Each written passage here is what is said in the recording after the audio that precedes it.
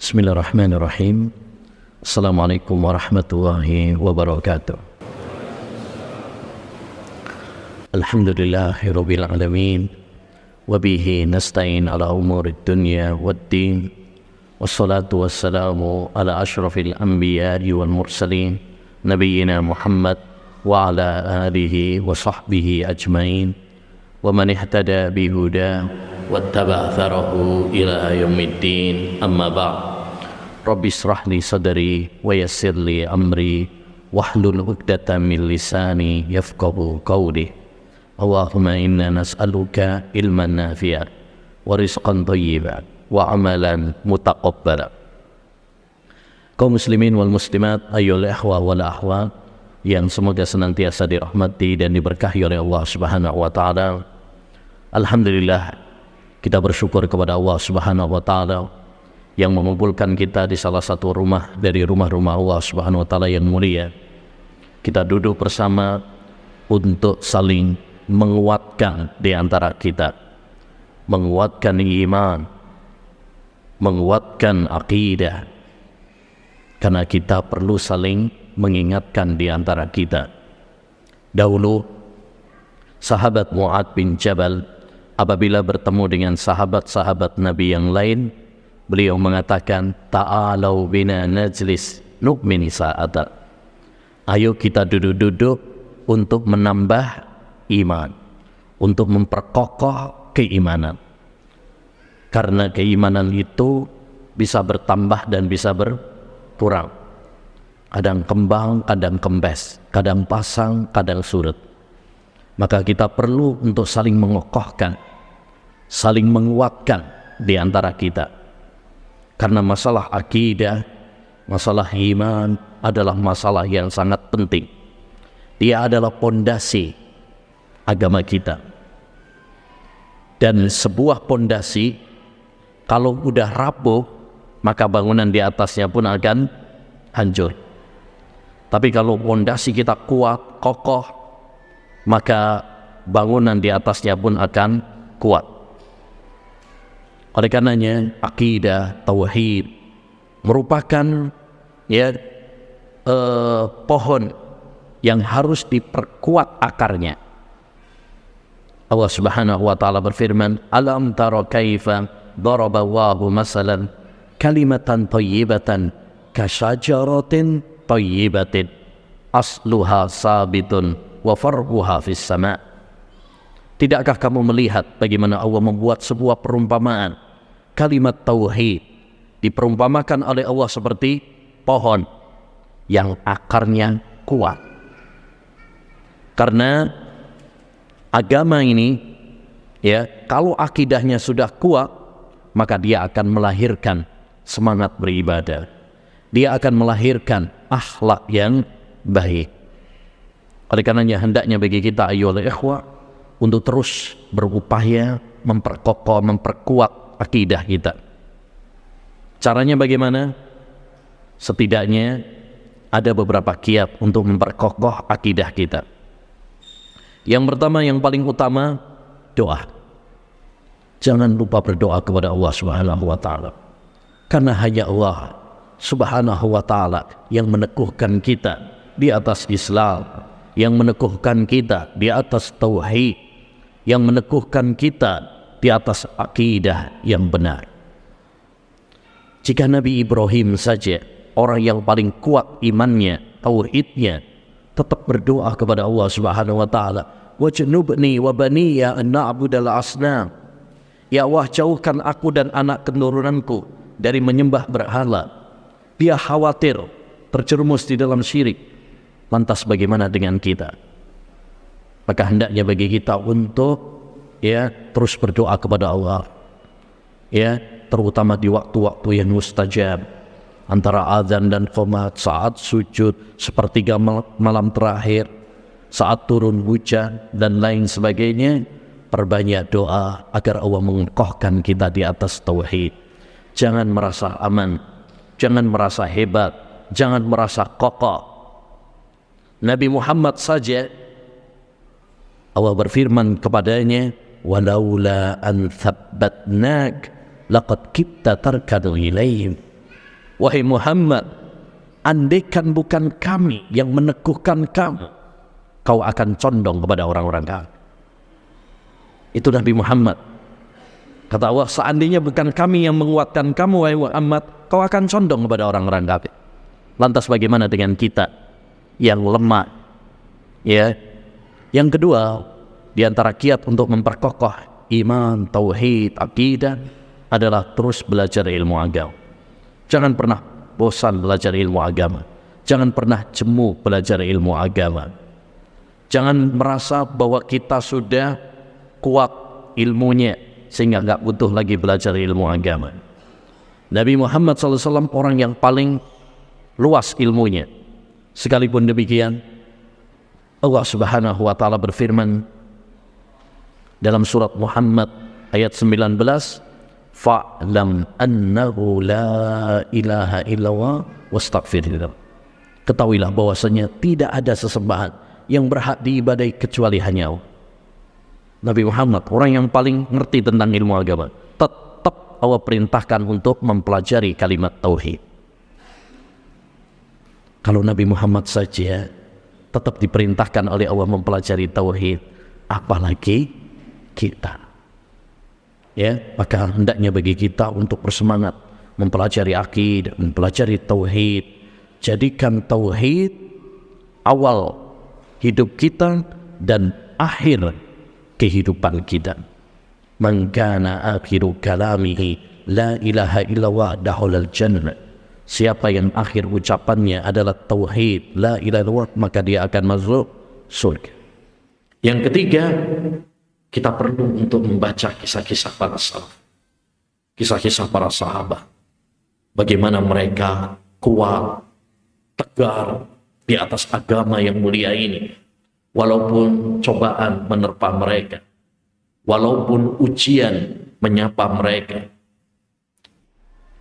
Kita lihat bagaimana Khubbab ibnul Arad disetrika punggungnya, bagaimana Sumayyah ibunda Ammar bin Yasir yang ditusuk oleh Abu Jahal dengan tombak hingga tembus ke farjinya.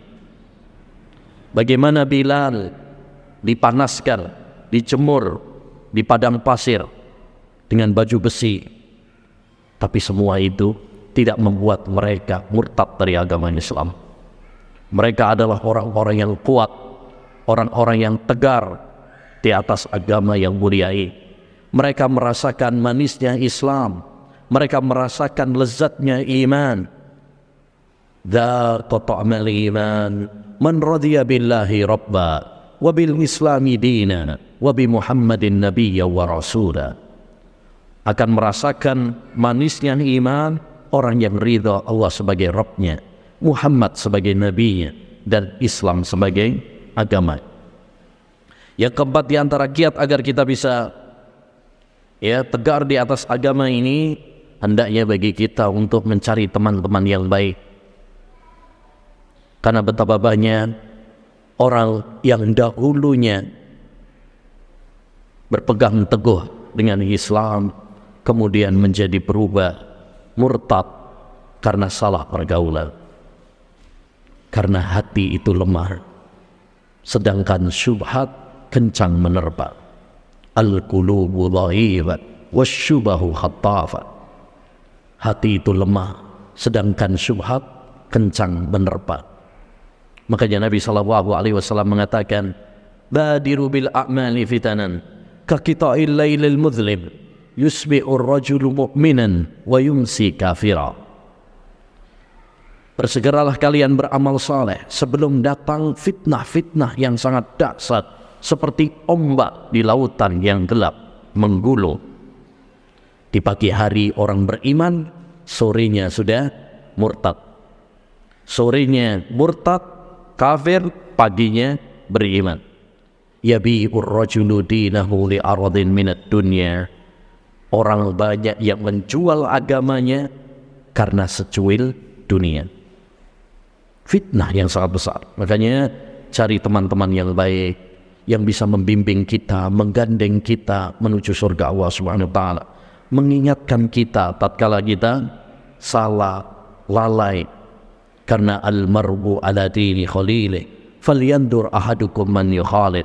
Kata Nabi alaihi salatu wassalam, seorang itu berdasarkan agama temannya, maka hendaknya dia memperhatikan dengan siapa dia berteman.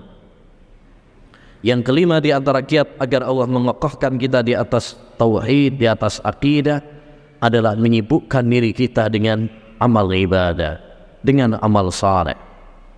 Jangan sibuk dengan hal-hal yang tidak bermanfaat. Jangan sibuk dengan debat kusir. Jangan sibuk dengan fitnah. Tapi hendaknya bagi kita menyibukkan diri kita dengan ibadah kepada Allah Subhanahu wa taala.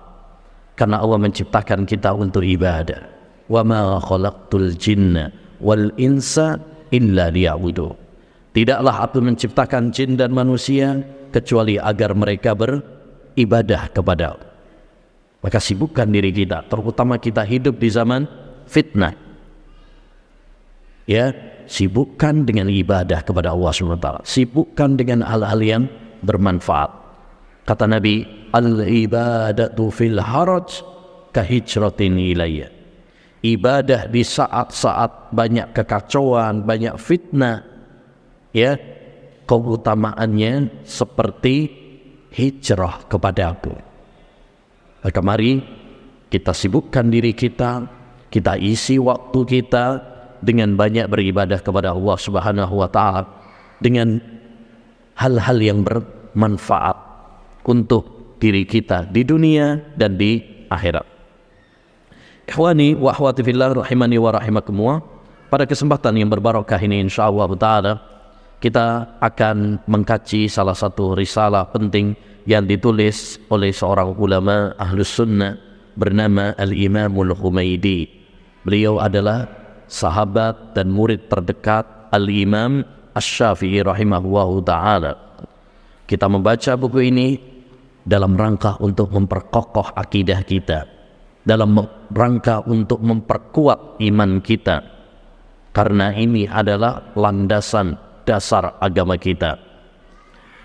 Bismillahirrahmanirrahim. Kata beliau, qala as-sunnatu indana. As-sunnah indana, akidah kami. Jadi para ulama banyak menyebut akidah itu dengan istilah sunnah. Dengan istilah sunnah. Kenapa? Karena akidah itu harus berlandaskan Al-Quran dan Sunnah, bukan berlandaskan akal, logika, perasaan, mimpi, tapi harus berdasarkan dengan dalil Al-Quran dan Sunnah Nabi Sallallahu Alaihi Wasallam. Oleh karenanya Nabi Alaihi Salatu Wassalam setiap khutbah beliau mengawali khutbahnya dengan fa inna khairal hadithi kitabullah wa khairal hadi hadi Muhammadin sallallahu alaihi wasallam. Sebaik-baik ucapan adalah ucapan Allah Al-Quran, dan sebaik-baik petunjuk adalah petunjuk Rasulullah sallallahu alaihi wasallam, yaitu hadis-hadis Nabi Muhammad sallallahu alaihi wasallam. Bayangkan setiap khutbah beliau mengawali dengan sumber beragama. Sebab orang kalau beragama berdasarkan sumber yang benar, yaitu Al-Quran dan Sunnah, maka hasilnya akan benar. Akidahnya benar, ibadahnya benar, akhlaknya benar, karena diambil dari sumber yang benar, yaitu Al-Quran dan Sunnah. Tapi kalau dia mengambil agama ini dari sumber yang salah, hanya mengikuti apa kata banyak orang, hanya mimpi, hanya hadis-hadis palsu, perasaan, akal, logika, pendapat, maka menghasilkan akidah yang rusak, ibadah yang salah, dan akhlak yang tercela. Oleh karenanya ini penting bagi kita dalam beragama, ambil dari sumber aslinya, yaitu Al-Quran dan Sunnah Nabi SAW. Kalau kita ingin selamat, Kata Imam Malik rahimahullah, man arada najah fa'alaihi bi kitabillah wa bi sunnati Rasulillah sallallahu. Siapa yang menginginkan keselamatan, hendaknya dia berpegang dengan Quran dan berpegang kepada sunnah Nabi alaihi salatu wassalam. Jangan malah berpegang kepada yang lainnya. Baik, ini perlu kita tanamkan pada diri kita. Jadikan sumber agama kita adalah Al-Quran dan Sunnah. Niscaya kita akan selamat. Niscaya kita tidak tersesat. Tapi kalau sumber agama kita bukan Al-Quran dan Sunnah, maka kita akan tersesat jalan. Man faraqad dalil dhallas sabil. Kata para ulama, siapa yang meninggalkan dalil Al-Quran dan Sunnah, maka dia akan tersesat jalan. Kita semuanya ini pengen masuk surga, tapi surga itu butuh petunjuk. Kita misalkan mau ke Jakarta, ada petunjuk jalan, ada petunjuk jalan. Makanya di jalan-jalan ada arah. Ini kalau mau ke Jakarta ini, kalau mau ke Bandung ini, kalau mau ke Lombok ini, ya kan? Ada petunjuk jalan. Begitu juga kalau kita ingin masuk surga, hendaknya kita mengikuti arah dan petunjuk jalan tersebut. Apa petunjuk yang mengarahkan kita menuju surga? Quran dan hadis. Makanya Allah mengatakan tentang Al-Quran, hudan linnas, petunjuk bagi manusia, hudan lil muttaqin, petunjuk bagi orang-orang yang bertakwa kepada Allah Subhanahu wa taala. Baik, poin yang pertama yang beliau sebutkan, an yu'mina ar-rajulu bil qadar khairihi wa syarri hulwihi wa murri wa an ya'lama anna ma asabahu lam yakun liyukhti'ahu wa anna ma akhta'ahu lam yakun liyusibahu wa inna dhalika kullahu qada'un minallahi azza wa jalla. Landasan akidah yang pertama adalah kita beriman kepada takdir. Kita beriman kepada takdir yang baik maupun yang buruk, yang manis maupun yang pahit. Kita mengetahui bahwa apa yang menimpa tidak akan meleset, dan apa yang tidak menimpa maka tidak akan mengenai diri kita. Itulah takdir. Jadi ini salah satu rukun iman yang harus kita imani. Iman kepada takdir. Makanya rukun iman ada 6. Iman kepada Allah, iman kepada malaikat, iman kepada kitab, iman kepada Rasul, iman kepada hari akhir, iman kepada takdir, baik takdir yang baik yang menyenangkan diri kita ataupun takdir yang tidak baik, ya, yang tidak mengenakkan hati kita. Wajib bagi kita meyakini bahwa Allah Subhanahu wa taala mengetahuinya. Tidak mungkin ada sesuatu terjadi kecuali Allah telah mengetahui. Yang kedua, kita meyakini bahwa Allah telah mencatatnya dalam Al-Lauhul Mahfuz. Bahkan 50.000 tahun sebelum Allah menciptakan langit dan bumi, Allah sudah tulis semua kejadian-kejadian, semua peristiwa-peristiwa di alam dunia ini. Kita sekarang ada di masjid ini, itu Allah sudah tahu. Dan Allah sudah mencatatnya dalam Al-Lauhul Mahfuz. Yang ketiga, kita meyakini Allah menghendakinya terjadi. Kalau Allah berkehendak tidak terjadi, enggak bakalan terjadi. Ya, sesuatu manusia mungkin berencana, tapi yang menentukan adalah Allah Subhanahu wa taala. Jadi kita harus beriman kepada takdir. Tidak sah iman kita sampai kita mengimani dengan takdir. Ya, kita meyakini bahwa semua yang terjadi pada diri kita, peristiwa-peristiwa, kejadian-kejadian yang terjadi, semuanya adalah dengan takdir, kehendak dari Allah Subhanahu wa ta'ala. Dan kita mengimani takdir itu akan menumbuhkan ketenangan dalam diri kita. Ini faedahnya kalau kita beriman kepada takdir, hidup kita apa? Tenang, bahagia. Apapun yang menimpa kita, kita hadapi dengan tegar, tenang. Nabi SAW bersabda, "Ajaban li amril mu'min, inna amrahu kullahu khair." Sungguh indah urusan orang yang beriman. Semua urusannya baik bagi. In asabathu sarra'u syakara fakana khairan lah. Kalau dia mendapatkan nikmat, dia bersyukur dan itu baik bagi. Wa in asabathu dharra'u sabara fakana khairan lah. Kalau dia mendapatkan musibah, dia hadapi dengan sabar dan itu pun baik bagi. Makanya nggak ada istilahnya orang beriman itu apa? Stres, galau, apalagi sampai bunuh diri. Itu menunjukkan lemah imannya. Adapun orang-orang yang kuat imannya, dia menghadapi kehidupan dunia ini dengan kuat, tegar, nggak cengeng. Ada sebagian orang hanya gara-gara di PHK bunuh diri. Ada sebagian orang gara-gara diputusin pacarnya minum racun.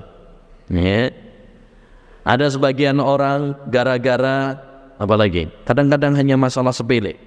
Mungkin dibully di sosial media, gantung diri. Kenapa? Karena lemah imannya, terutama kepada takdir. Adapun orang-orang yang beriman, mereka kuat dalam menghadapi kehidupan dunia ini. Karena dunia ini sementara. Yang kekal dan abadi adalah di akhirat nanti. Ini yang harus kita pikirkan baik-baik. Bahwa kehidupan dunia ini cuma sebentar. Yang kekal, yang abadi adalah di surga Allah Subhanahu wa ta'ala. Sehebat apapun dunia ini, sebanyak apapun harta kita, setinggi apapun jabatan kita, semuanya hanyalah sementara. Suatu saat kita akan pergi meninggalkannya. Nabi SAW bersabda, Inna mat'ama ibni Adam juwila masalan lid dunya.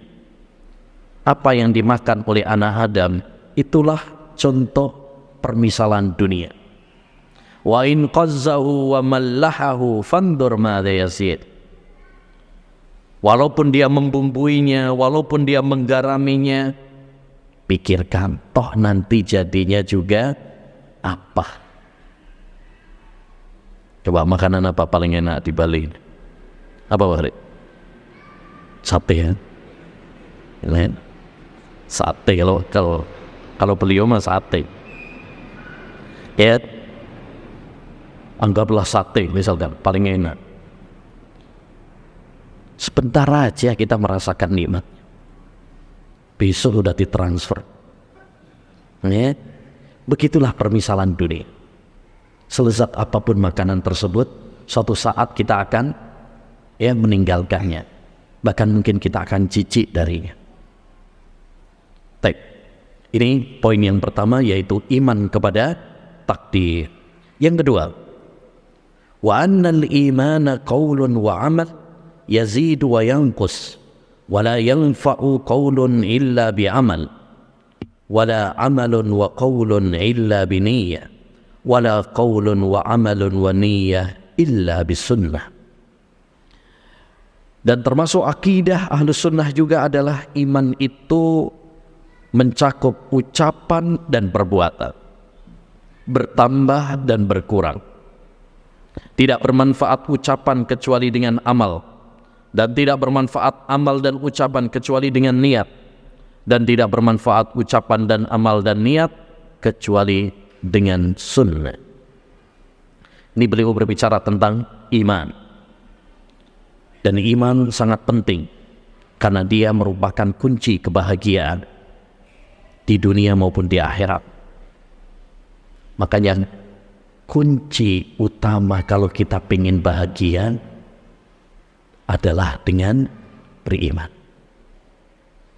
Apa kata Allah dalam surat An-Nahl ayat 97?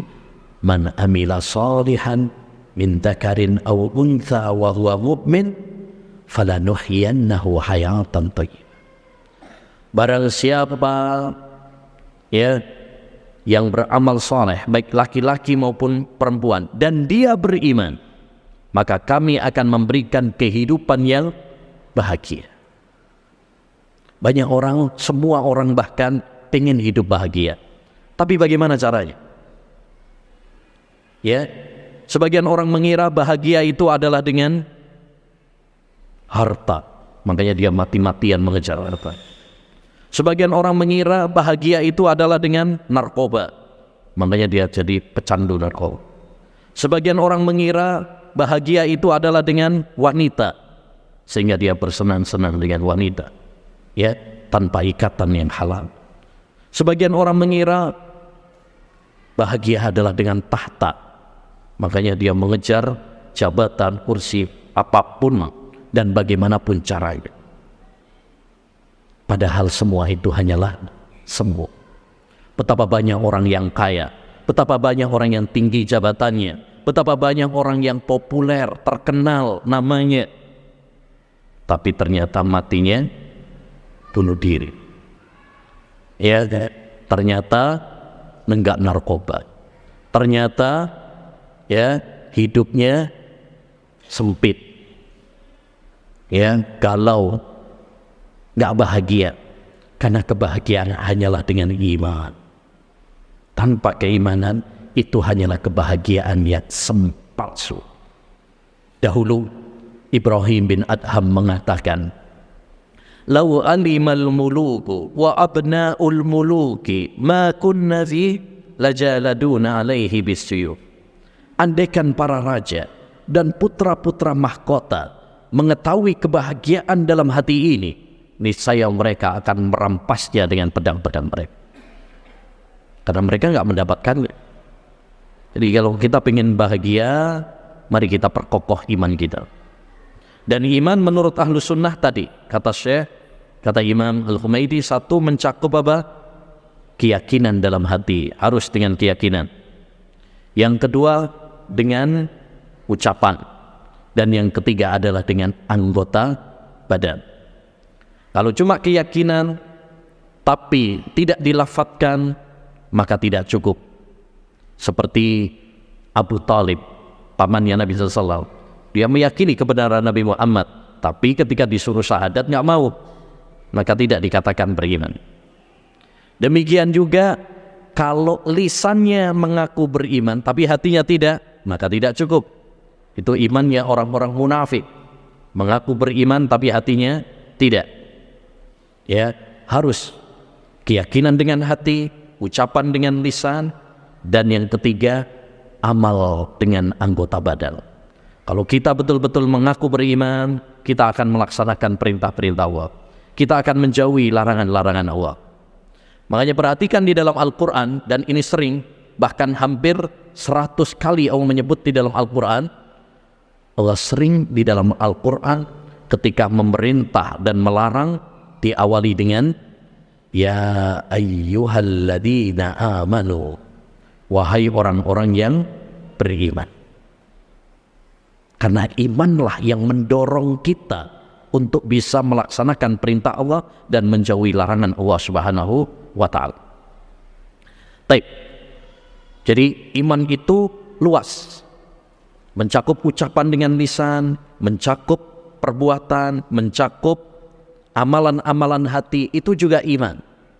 Makanya Nabi SAW mengatakan al-imanu bid'un wa sab'una syu'bah. Iman itu 73 cabang lebih. A'laha, yang paling tinggi, qaulu la ilaha illallah, ucapan la ilaha illallah. Ini ucapan. Wa adnaha imatatul adza anit tariq. Yang paling rendah menyingkirkan gangguan dari jalan. Ada paku di jalan, kita singkirkan. Ada kayu di jalan, kita singkirkan. Ya, itu termasuk keimanan. Dan itu butuh perbuatan, tangan. Wal haya'u syu'batun minal iman. Dan sifat malu termasuk keimanan, yaitu malu dari melakukan perbuatan-perbuatan yang diharamkan oleh Allah Subhanahu wa ta'ala. Ya. Dan iman menurut Ahlus Sunnah juga seperti yang dikatakan oleh beliau tadi adalah apa? Bertambah dan berkurang. Ya, bertambah dan berkurang. Dan itu kita rasakan.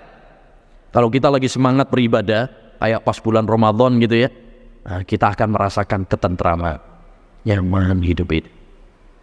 Ya, apalagi kalau pas umroh gitu ya, di Mekah, di Madinah, itu merasakan apa? Nyaman gitu. Karena itu kita lagi semangat beribadah, itu berarti imannya lagi naik.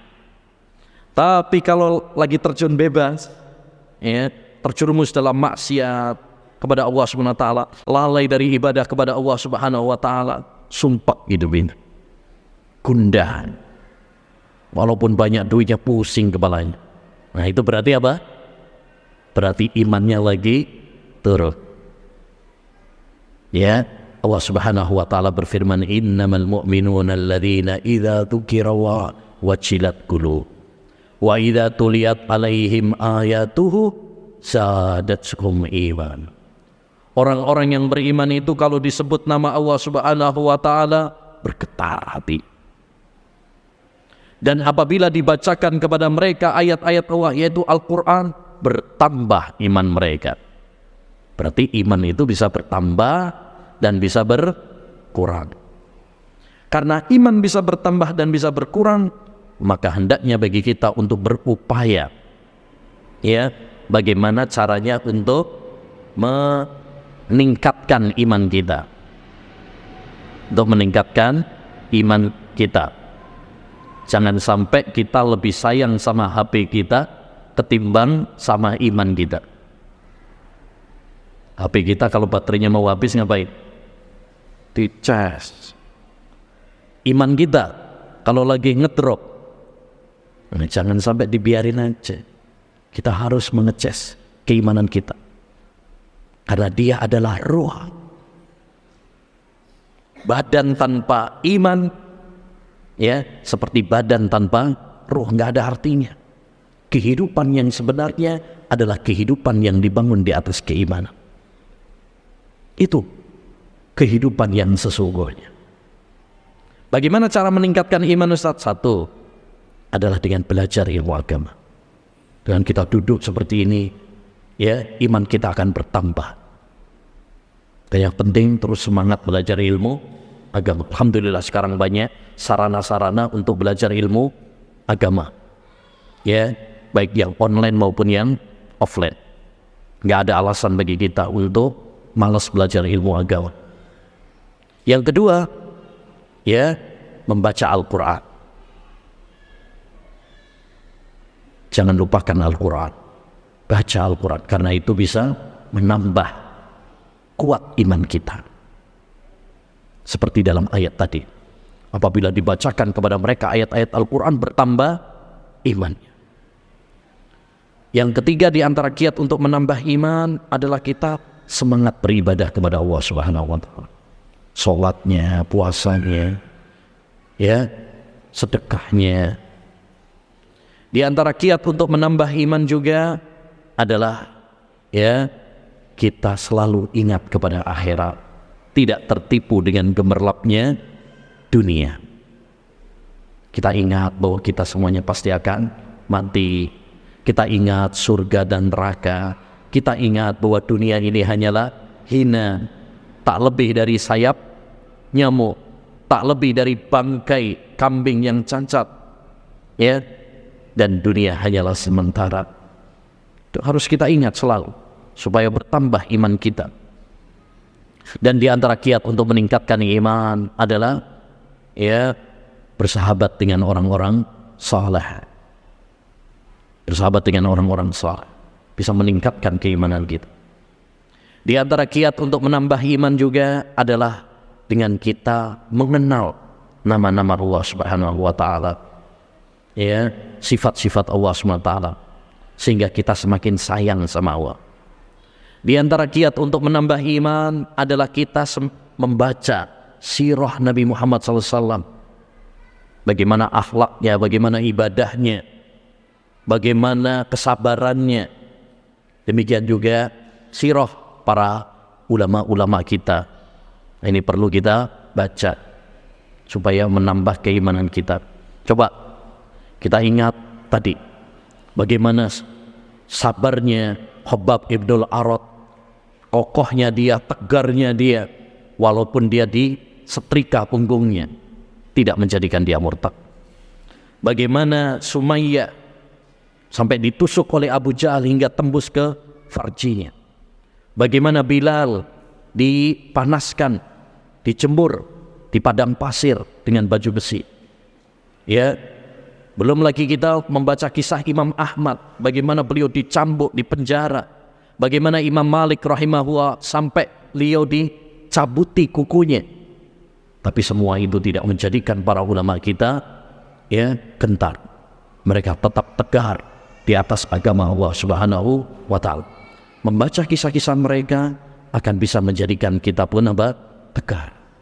Nah, prinsip yang ketiga adalah sahabat Nabi sallallahu alaihi wasallam, wattarahumu ala ashabi Muhammadin sallallahu alaihi wasallam kulli. Kita mendoakan kebaikan untuk seluruh para sahabat Nabi sallallahu alaihi wasallam. Fa inna Allah azza wa jalla qala, karena Allah berfirman dalam surat Al-Hasr ayat 10, walladzina ja'u min ba'dihim yaquluna rabbana ighfir lana wa li ikhwanina alladzina sabaquna bil iman.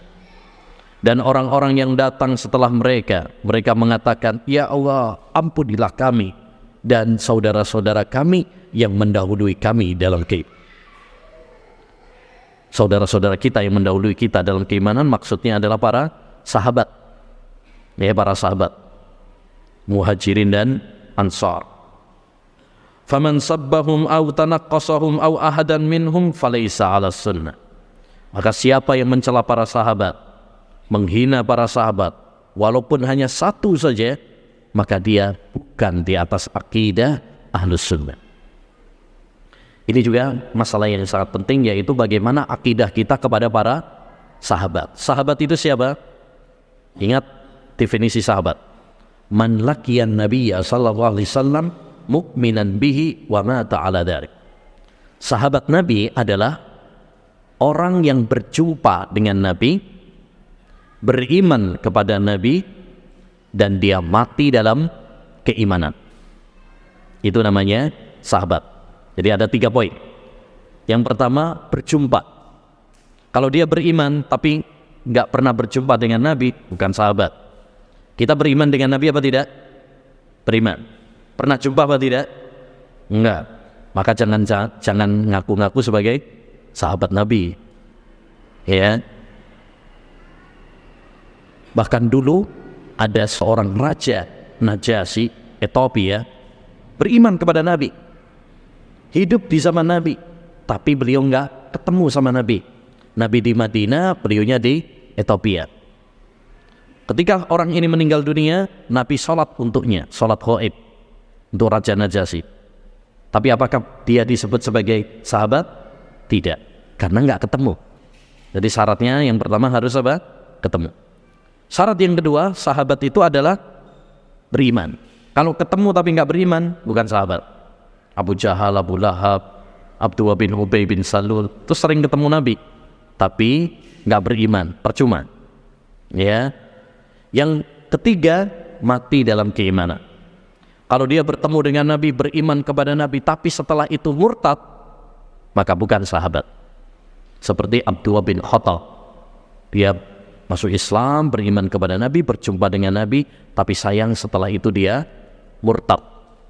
Maka Nabi SAW menyuruh para sahabat untuk membunuhnya, karena dia murtad dan mencela Nabi Muhammad sallallahu alaihi wasallam. Dan para sahabat adalah orang-orang yang hebat, orang-orang yang mulia, orang-orang yang dipuji oleh Allah Subhanahu wa taala. Bahkan dalam surat At-Taubah ayat 100 Allah menegaskan, radhiyallahu anhu wa radu. Allah ridha kepada mereka dan mereka pun ridha kepada Allah Subhanahu wa taala. Allah janjikan untuk mereka surga yang mengalir di dalamnya sungai-sungai kekal di dalamnya. Dan Nabi SAW pun memuji para sahabat, khairun nas qarni, sebaik-baik manusia itu adalah generasiku, yaitu generasi para sahabat. Oleh karenanya akidah kita kepada para sahabat, satu, mencintai mereka. Wajib bagi kita mencintai para sahabat.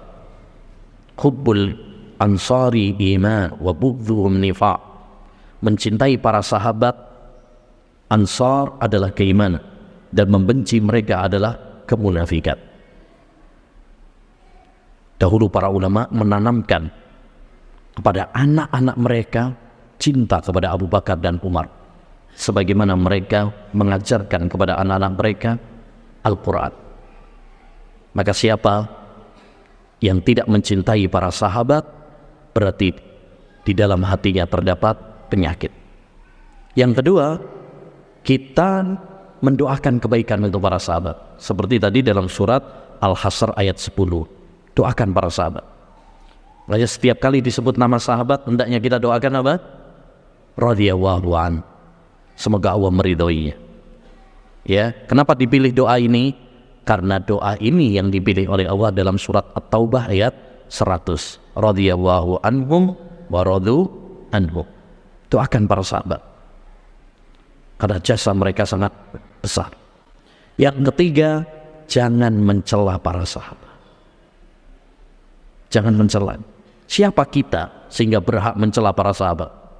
Islam jangankan mencela orang-orang beriman, mencela binatang saja nggak boleh. La tasubbuti fa innahu yuqidhukum lis-shalat. Kata Nabi, jangan kalian mencela ayam jago, karena dia berjasa bangunkan kalian sholat. Hadis riwayat Abu Dawud, sahih. Ya, jangan kalian mencela ayam jago, karena dia punya jasa bangunkan sholat. Sholat apa? Subuh. Duluan ayamnya daripada yang punya. Taib. Kepada ayam saja kita nggak boleh mencela, apalagi kepada manusia, apalagi kepada orang-orang yang berjasa seperti para sahabat-sahabat Nabi Muhammad sallallahu alaihi wasallam. Maka jangan sampai kita lebih buruk daripada binatang. Binatang saja menghormati ya orang-orang beriman. Mereka mendoakan kebaikan untuk orang-orang yang beriman. Ya, masa kita malah mencela orang-orang yang beriman. Berikutnya yang keempat, Al-Qur'anu kalamullah. Quran adalah firman Allah. Al-Quran yang kita baca, Al-Quran kitab suci umat Islam adalah firman Allah subhanahu wa ta'ala. Bukan ucapan Nabi Muhammad, bukan bikinan Nabi Muhammad, bukan. Dia adalah firman Allah subhanahu wa ta'ala. Yaqulu Sufyan, aku mendengar Sufyan mengatakan Al-Qur'anu kalamullah. Quran itu adalah kalamullah. Wa man qala makhluk fa huwa mubtadi'. Siapa yang mengatakan bahwasanya Al-Quran itu makhluk, ya, ucapan Muhammad atau ucapan yang lain bukan ucapan Allah, maka orang tersebut ahlul bid'ah. Lam nasma ahadan yaqulu hadza. Kami tidak pernah mendengar seorang ulama pun yang berpendapat demikian. Semua ulama sepakat mengatakan bahwa Al-Quran itu adalah firman Allah SWT. Jadi kalau ada yang mengatakan, oh, Quran bisa kita kritik, Al-Quran bisa direvisi karena dia hanya ucapan Muhammad. Nah ini berarti menyelisihi akidah Ahlussunnah wal Jamaah. Karena Ahlussunnah berkeyakinan Al-Quran itu firman Allah, bukan ucapan Nabi Muhammad. Kalau kita mengatakan bahwa Al-Quran itu bikinan Nabi Muhammad, sama seperti orang-orang kafir dahulu yang mengatakan in hadza illa qaulul bashar. Al-Quran ini hanyalah ucapan manusia, yaitu ucapan Muhammad SAW. Kalau kita mengatakan Al-Quran itu makhluk, bikinan Muhammad atau ucapan Muhammad, ya, maka tidak bisa dijadikan sebagai hujjah. Ya, karena yang bisa dijadikan hujjah itu adalah firman Allah subhanahu wa ta'ala. Makanya orang-orang yang tidak meyakini Al-Quran itu adalah firman Allah, akhirnya berani mereka mencemooh Al-Quran, berani membakar Al-Quran, ya, berani menghina Al-Quran, mengatakan Al-Quran bisa direvisi, mengatakan Al-Quran bisa dikritik, karena nggak ada pengagungan kepada Al-Quran. Berbeda kita sebagai seorang Muslim, kita meyakini bahwa Al-Quran adalah firman Allah, sakral, nggak bisa dibantah, ya, dan tidak bisa untuk kita semena-mena menolaknya. Dia adalah firman Allah yang harus kita hormati, yang harus kita muliakan.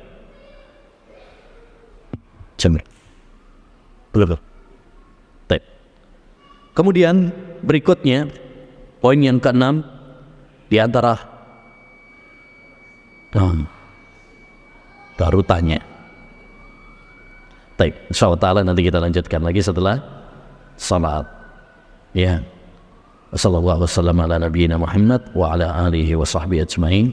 Assalamualaikum warahmatullahi wabarakatuh. Alhamdulillah, wassalatu wassalamu ala Rasulillah, wa la haula wa la quwwata illa billah, amma ba'd. Kita lanjutkan pembahasan kita tentang intisari aqidah Ahlussunnah wal Jamaah. Pada poin yang ke-6, beliau mengatakan wal iqraru bi ru'yati ba'dal maut. Kita meyakini wal iqraru bi ru'yati ba'dal maut. Kita meyakini tentang melihat Allah Subhanahu wa taala setelah kematian. Yani Ahlussunnah wal Jamaah meyakini bahwa orang-orang beriman bisa melihat Allah Subhanahu wa taala kelak di akhirat. Kelak di akhirat setelah meninggal dunia. Adapun di dunia sekarang, maka tidak mungkin bisa melihat Allah Subhanahu wa taala dengan mata kepala kita. Sebagaimana kata Nabi alaihi salatu wassalam, innakum lan tarau rabbakum hatta tamutu. Kalian tidak akan bisa melihat Rabb kalian sampai kalian mati. Hadis riwayat Muslim. Adapun di akhirat, di surga Allah Subhanahu wa taala, kita meyakini orang-orang beriman bisa melihat Allah. Sebagaimana dalam surat Al-Qiyamah, kata Allah Subhanahu wa taala, wujuhu yawma idzin nadhira ila rabbiha nadhira. Al-Qiyamah ayat 22-23. Wajah orang-orang yang beriman berseri-seri, ceria, karena mereka melihat Rabb-Nya. Dan dalam surat Al-Mutaffifin ayat 15, Allah Subhanahu wa taala menyebutkan tentang orang-orang kafir. Kalla innahum ar-rabbihim yawma idzil lamahjubun. Orang-orang kafir itu terhalang. Jadi ada penghalang sehingga mereka tidak bisa melihat.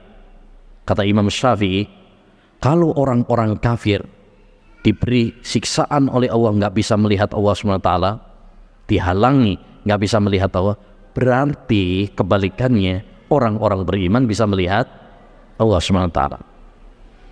Ya, karena kalau orang beriman nggak bisa melihat Allah juga, apa bedanya sama orang kafir? Orang kafir nggak bisa melihat Allah Subhanahu wa taala sebagai hukuman bagi mereka. Adapun orang-orang beriman, ya, mereka bisa melihat Allah di surga sebagai anugerah, kenikmatan bagi mereka. Hal ini juga ditegaskan oleh Nabi SAW dalam banyak hadisnya. Bahkan dihukumi oleh para ulama hadisnya mutawatir. Banyak sekali para sahabat yang meriwayatkan bahwa Nabi SAW bersabda, innakum satarawna rabbakum kama tarawnal qamara lailatal badri la tudamuna fi ru'yatih. Kalian akan melihat Allah Subhanahu wa taala kelak di akhirat seperti kalian melihat rembulan di malam bulan purnama. Kalian nggak perlu desak-desakan. Di sini Nabi SAW menegaskan bahwa orang beriman nanti akan bisa melihat Allah Subhanahu wa taala nggak pakai desak-desakan. Seperti halnya ketika kita melihat rembulan di malam purnama. Perlu desak-desakan apa tidak? Nggak perlu. Bukan berarti Nabi menyamakan Allah dengan rembulan, ya, tidak. Yang disamakan di sini cara melihatnya, bukan yang dilihat, ya, bukan yang dilihat, tapi cara melihatnya. Kita melihat Allah nanti nggak pakai terhalang, nggak pakai desek-desekan, sebagaimana kita melihat rembulan di malam bulan purnama, nggak pakai desak-desakan. Dan tentu kita semuanya berharap agar kita bisa melihat Allah SWT kelak di surga. Karena bisa melihat Allah adalah kenikmatan di surga yang paling tinggi. Kenikmatan di surga paling tinggi itu adalah bisa melihat Allah Subhanahu wa taala. Bagaimana caranya supaya bisa melihat Allah Subhanahu wa taala? Satu, beriman. Kalau kita nggak beriman kepada Allah Subhanahu wa taala, maka kita akan terhalangi dari melihat Allah. Seperti dalam surat Al-Mutaffifin tadi. Ayat 11 kata Allah Subhanahu wa taala, ya kalla innahum ar-rabbihim, ayat 15 ya. Kalla innahum ar-rabbihim yauma idzil lamahjubun. Orang-orang kafir itu mereka akan terhalang dari melihat Rabb mereka. Nggak bisa ngelihat. Yang kedua, kalau kita ingin bisa melihat Allah Subhanahu wa taala, jaga sholat 5 waktu. Terutama 2 sholat. Sholat subuh dan sholat asar. Makanya dalam hadis Jarir bin Abdillah Al-Bajali, ketika Nabi SAW mengatakan, kalian akan melihat Rabb kalian sebagaimana kalian melihat rembulan di malam bulan purnama. Lanjutannya, fa inistata'tum alla tughlabu anis salati qabla tulu'is syamsi wa qabla ghurubiha faf'alu. Kalau kalian bisa untuk tidak ketinggalan atau tidak ketiduran dari sholat subuh dan sholat asar, lakukanlah. Apa hubungannya hadis ini ya dengan sebelumnya, penggalan pertama dengan penggalan terakhir? Hubungannya adalah kalau kita pingin untuk bisa melihat Allah SWT, berarti jaga sholat, terutama sholat 5 waktu, terutama sholat subuh dan sholat asar. Kenapa 2 sholat ini yang ditekankan? Karena 2 sholat ini yang banyak dilalaikan. Sholat subuh masih banyak yang tidur, ya kan? Masih banyak yang tidur. Sholat asar masih banyak yang sibuk kerja. Maka perhatikan 2 sholat ini, sholat subuh dan sholat asar. Yang ketiga, supaya kita bisa melihat Allah SWT di surga, hendaknya bagi kita berbuat ihsan. Berbuat ihsan. Apa berbuat ihsan itu? Ya, ihsan artinya berbuat baik. Dan ihsan ada 2 macam. Ihsan kepada Allah, yaitu merasa diawasi sama Allah Subhanahu wa taala, dan ihsan kepada makhluk, berbuat baik kepada makhluk. Ya, suka membantu orang, tidak menyakiti orang. Kalau ketemu orang ramah, senyum, itu namanya ihsan, berbuat baik. Kata Allah Subhanahu wa taala dalam surat Yunus ayat 26, lilladzina ahsanu al-husna wa ziyadah. Bagi orang-orang yang berbuat ihsan, ya, berbuat baik kepada Allah dan berbuat baik kepada manusia, bagi mereka apa? Al-husna, surga. Wa ziyadah, dan tambahan, bonus. Apa yang dimaksud dengan tambahan di sini? Kata Nabi SAW dalam riwayat Muslim, an-nadharu ila wajhillah, yaitu melihat wajah Allah Subhanahu wa taala. Jadi kalau kita ingin bisa melihat Allah Subhanahu wa taala, hendaknya bagi kita untuk berbuat ihsan, merasa diawasi sama Allah, dan yang kedua adalah suka berbuat baik kepada sesama manusia. Ya, termasuk berbuat baik kepada non-muslim. Ya, Allah tidak melarang kita berbuat baik kepada non-muslim. La yanhakumullah 'anil ladzina lam yuqatilukum fid din walam yukhrijukum min diyarikum an tabarruhum wa tuqsitu ilaihim innallaha yuhibbul muqsitin. Allah tidak melarang kalian untuk berbuat baik kepada orang-orang kafir yang tidak memerangi kalian. Ya, karena Allah Subhanahu wa taala mencintai orang-orang yang berbuat adil. Jadi Islam mengajarkan kepada kita berbuat baik kepada siapapun, termasuk kepada non-muslim. Kalau kita punya kerabat non-muslim, atau kita punya tetangga non-muslim, sahabat non-muslim, apa bantu berbuat baik kepadanya. Yang tidak boleh adalah kalau kita ikut-ikutan ritual mereka, cara beragama mereka, keyakinan mereka. Nah, itu nggak boleh. Ya, tapi berbuat baik. Ya, antum kasih hadiah kepadanya. Ya, antum membantu dia. Ada masalah. Ya, mudah-mudahan dengan akhlak kita yang baik, mereka tersentuh untuk masuk Islam. Tunjukkan akhlak yang baik kepada mereka. Islam masuk ke Indonesia ini bukan dengan pedang, bukan dengan perang, tapi Islam masuk ke Indonesia dengan akhlak yang mulia. Maka kita harus bisa menunjukkan akhlak yang baik kepada mereka supaya mereka tertarik masuk Islam. Banyak orang-orang kafir dahulu mereka memeluk agama Islam karena melihat akhlaknya Rasulullah SAW dan para sahabat Nabi Sallallahu Alaihi Wasallam. Maka ini tugas antum semuanya yang ada di sini, bagaimana menyebarkan keindahan agama Islam dan menerapkan Islam yang sesungguhnya. Islam yang sesungguhnya. Kemudian di antara kiat juga supaya kita bisa melihat Allah SWT adalah doa. Banyak doa, minta sama Allah. Karena yang punya surga Allah SWT. Kita nggak mungkin bisa masuk surga, kita nggak mungkin bisa melihat Allah kecuali kalau Allah mengizinkan. Makanya di antara doa yang diajarkan oleh Nabi, Allahumma inni as'aluka ladzatan nadhari ila wajhik wasyauqa ila liqa'ik. Ya Allah, aku memohon kepadamu kelezatan memandang wajahmu. Memandang wajahmu. Minta sama Allah Subhanahu wa taala.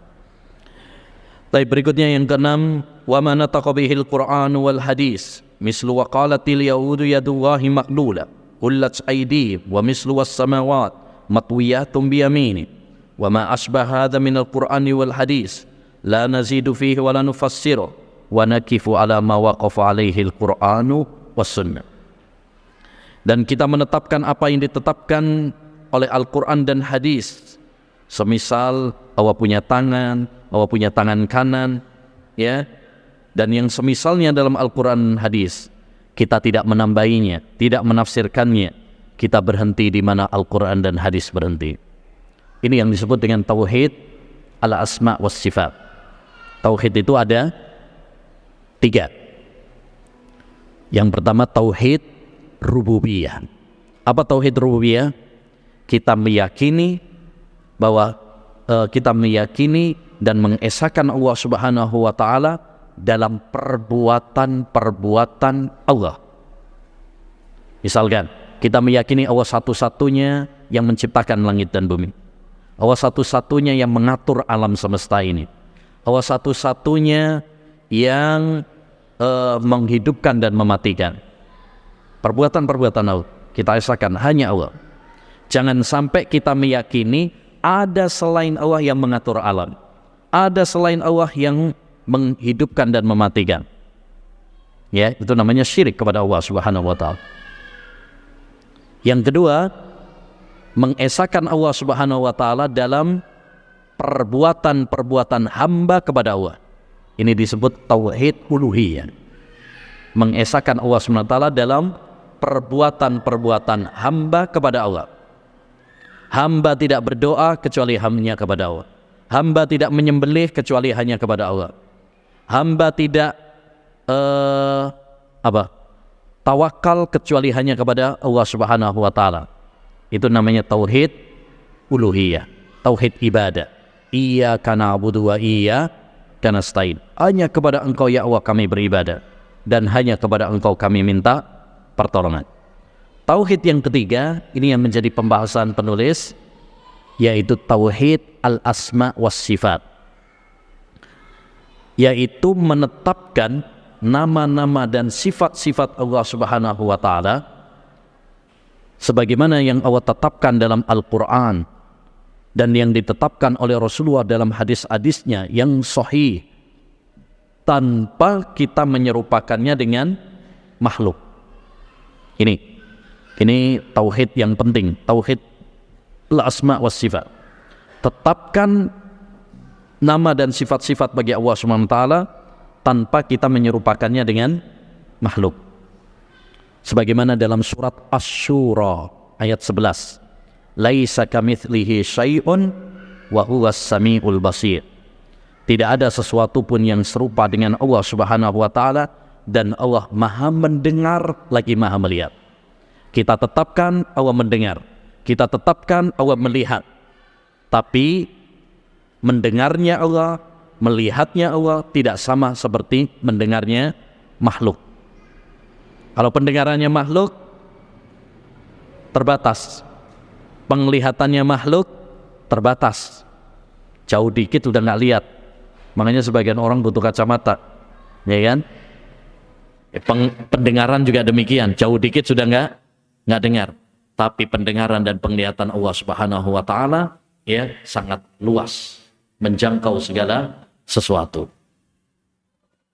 Oleh karenanya, dalam memahami tauhidul asma was sifat ada 3 kaidah penting yang perlu kita pahami.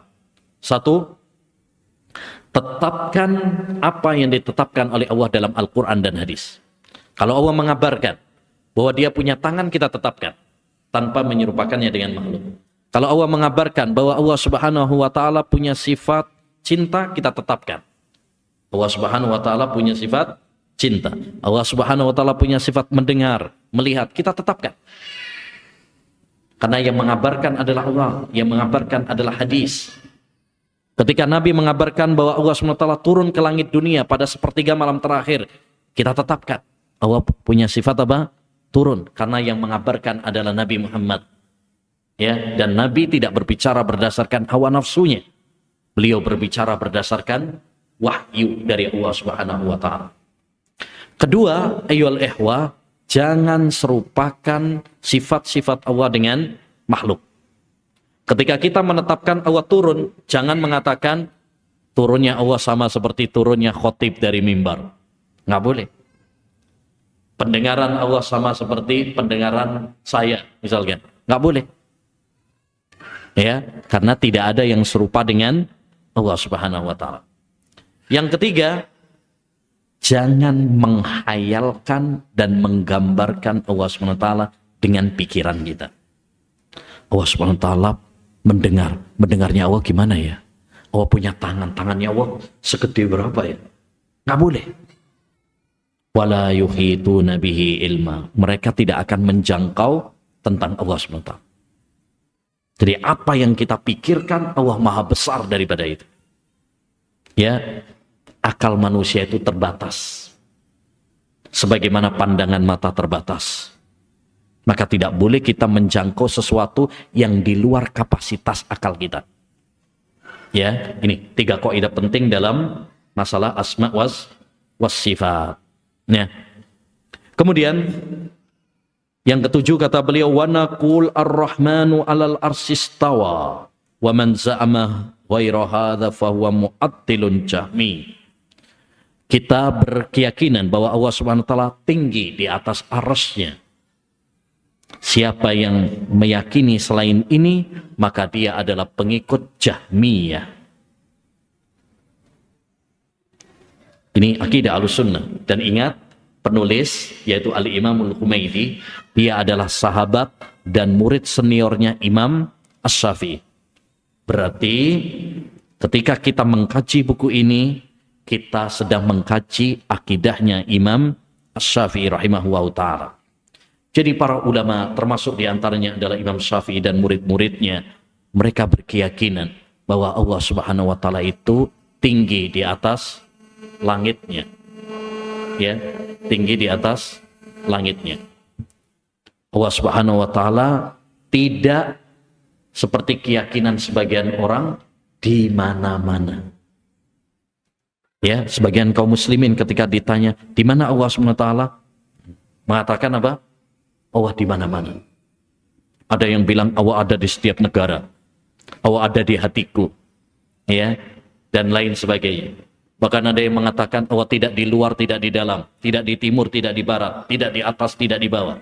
Semua ini adalah filsafat. Ya, yang tidak diambil dari Quran, tidak diambil dari hadis.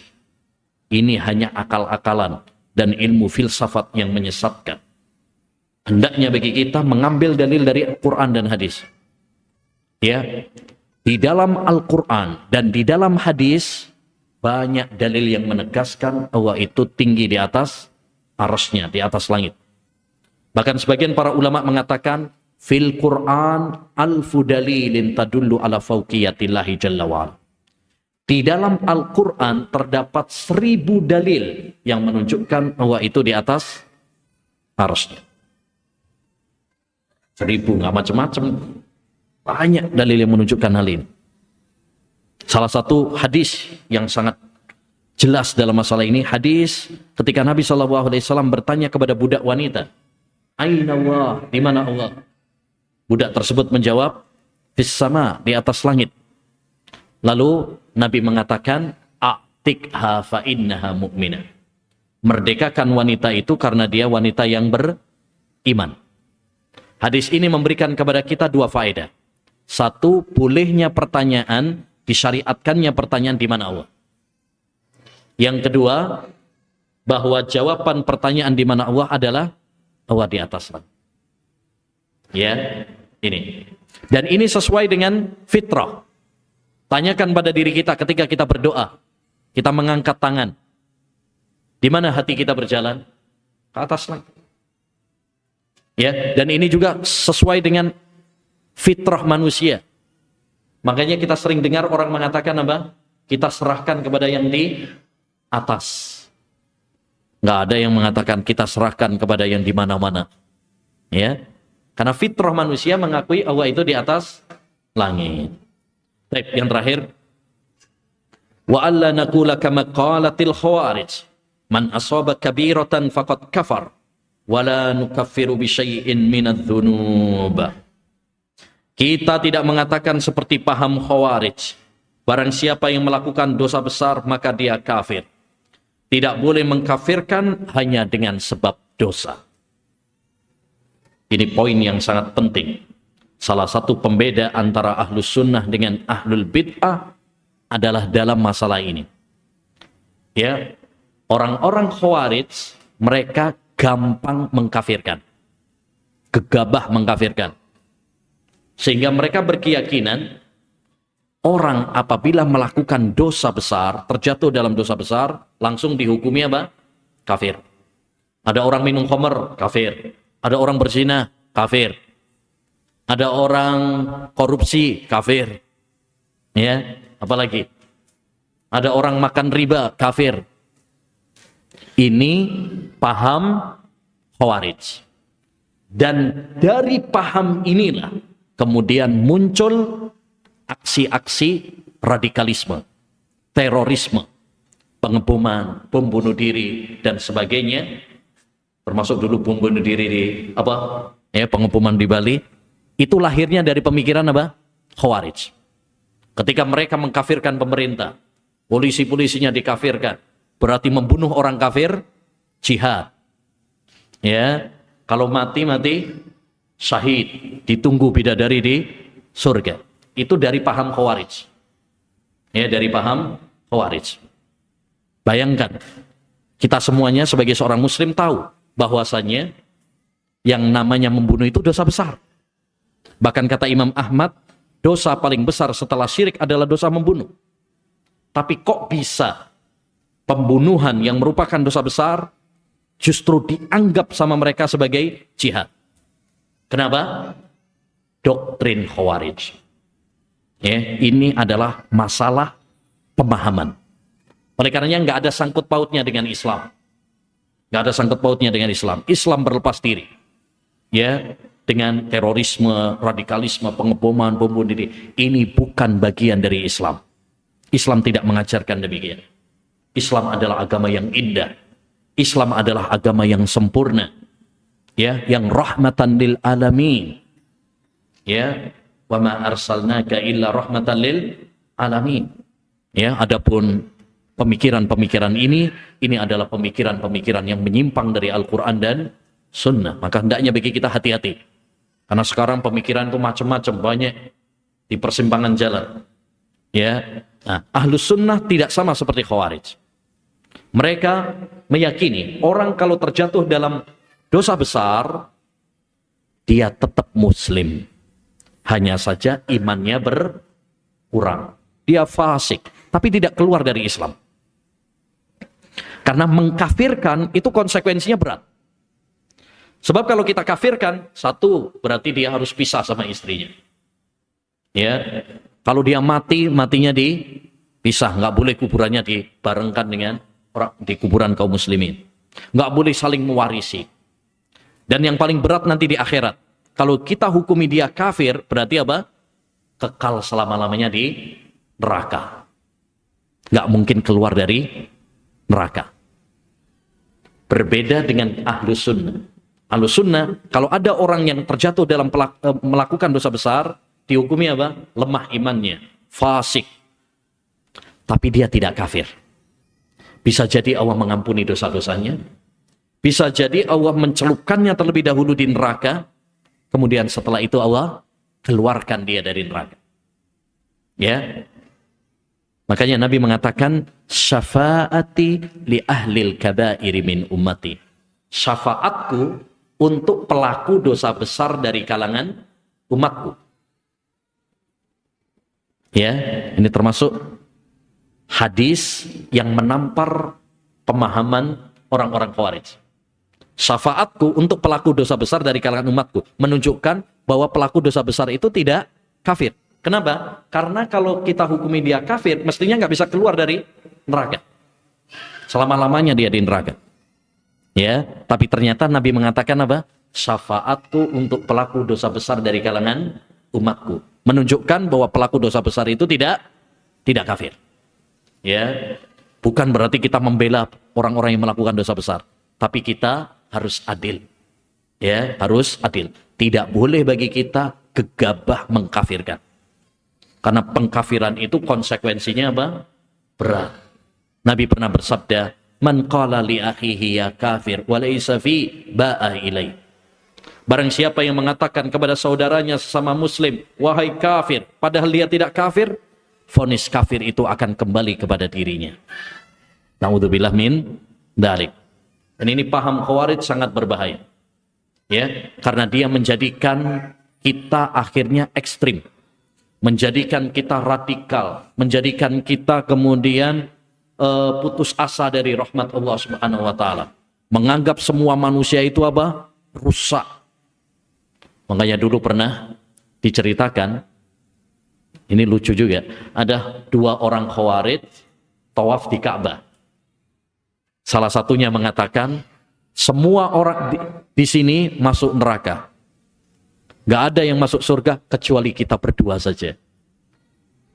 Ya, akhirnya temannya mengatakan, masa surga yang luasnya seluas langit dan bumi, cuma kita aja yang masuk? Hanya kita berdua? Ya, saya bertaubat kepada Allah dari paham ini. Jadi Ahlus Sunnah wal Jamaah beda dengan orang-orang Khawarij. Oleh karenanya, ya, kita tidak setuju dengan aksi-aksi apa? Terorisme, radikalisme, pengeboman, pembunuh diri. Ini bukan bagian dari Islam. Islam berlepas diri darinya. Ini bukan jihad. Ya, kita harus membersihkan Islam dari tuduhan-tuduhan orang-orang kafir, ya, yang mengecam Islam sebagai agama yang terorisme, radikalisme. Tidak. Islam adalah rahmatan lil alamin. Kalau ada yang melakukan seperti itu nggak ada kaitannya dengan itu, oknum saja. Bisa terjadi di agama manapun. Ya, bahkan orang-orang non-muslim pun ada yang melakukan perbuatan-perbuatan pengeboman juga. Jadi jangan kemudian disembatkan, dialamatkan kepada Islam. Kalau ada orang Islam maling sandal misalkan, apa kemudian kita olok-olok agama Islam? Ya. Islam melarang pencurian. Cuma oknum ada yang melakukannya. Ya. Nah, dan itu bisa terjadi dengan siapapun. Ya. Islam itu Masya Allah, jangankan ngebom. Jangankan ngebom. Kita menyakiti orang saja nggak boleh. Bahkan, mohon maaf, ngerokok aja nggak boleh. Karena ngerokok itu berarti apa? Menyakiti diri sendiri dan menyakiti orang lain. Mengganggu diri sendiri dan mengganggu orang lain. Ya. Ini kalau antum belajarnya sama ustadz-ustadz yang benar, rokok nggak boleh. Kalau rokok aja nggak boleh, apalagi ngebom gitu. Ya. Maka jangan sampai kita salah belajar ilmu agama. Antum harus selektif dalam belajar ilmu agama. Cari majelis ilmu yang benar. Ustadz yang benar, akidahnya yang lurus, ya, supaya kita tidak termakan oleh pemikiran-pemikiran yang sesat dan menyesatkan, yang suka mengkafirkan pemerintah, mengkafirkan kaum muslimin, yang suka memberontak para pemerintah, menjelek-jelekkan pemerintah, ya. Ini bukan bagian dari ajaran Islam. Alhamdulillah, itu yang bisa kita bahas, ya, tentang prinsip-prinsip akidah, intisari akidah salaf ahlus sunnah wal jamaah. Mudah-mudahan dengan kita mempelajari buku ini, ya, semakin kokoh kuat akidah kita. Amin ya rabbal alamin. Baik, sebelum kita tutup, ini ada berapa ini? 4 hadiah bagi yang bisa jawab. Siapa yang bisa nyebutkan kiat-kiat supaya kita kokoh dalam akidah?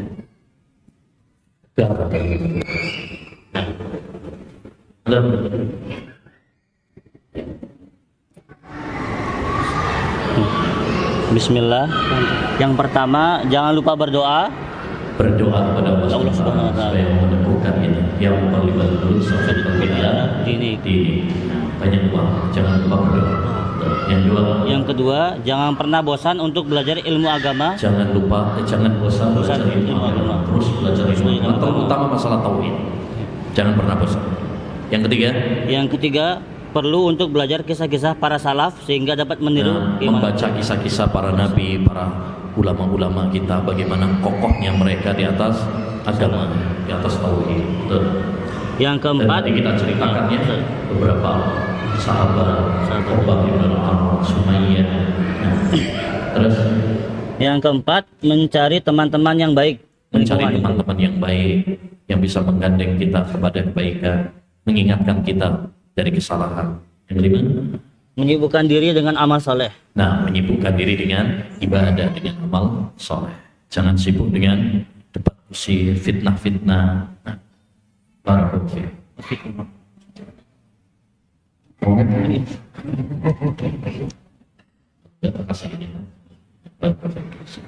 Baik, pertanyaan yang kedua, bagaimana akidah Ahlus Sunnah?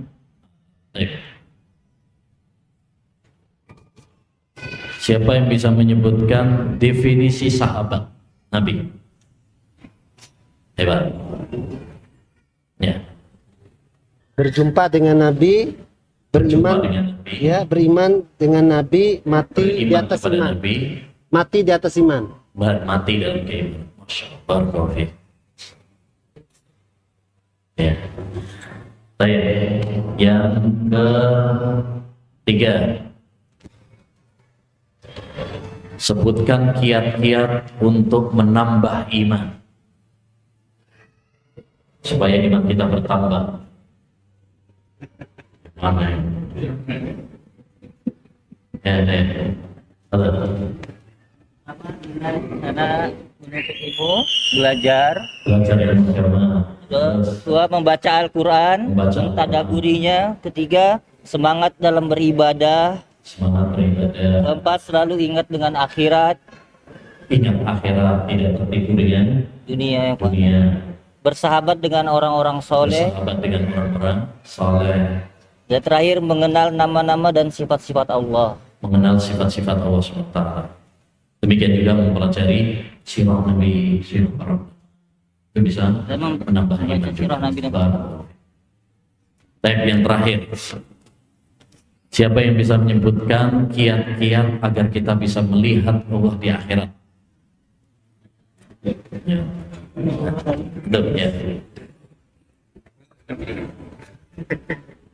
Beriman, menjaga sholat. Beriman. Yang kedua, menjaga sholat 5 waktu. Menjaga sholat, terutama sholat apa?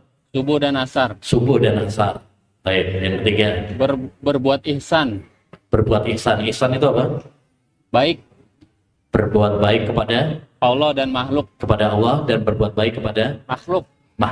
Berbuat baik kepada Allah, yakni beribadah dengan merasa diawasi sama Allah SWT. Berbuat baik kepada makhluk, ya kita membantu, menolong, membahagiakan mereka. Baik, Kemudian apa lagi? berdoa. Berdoa. Apa doanya? Allah Allahumma as'aluka lazatan nazori Allahumma sholli ala Muhammad. lazat Baik, Allahumma inni as'aluka lazatan ladzatan nadhari ila wajhik. Ya Allah, aku memohon kepadamu kelezatan memandang wajah. Nah, barakallahu fiikum. Ya, kita tutup dengan doa kafaratul majelis. Subhanallahumma bihamdika asyhadu an la ilaha illa anta astaghfiruka wa atubu ilaik. Assalamualaikum warahmatullahi wabarakatuh.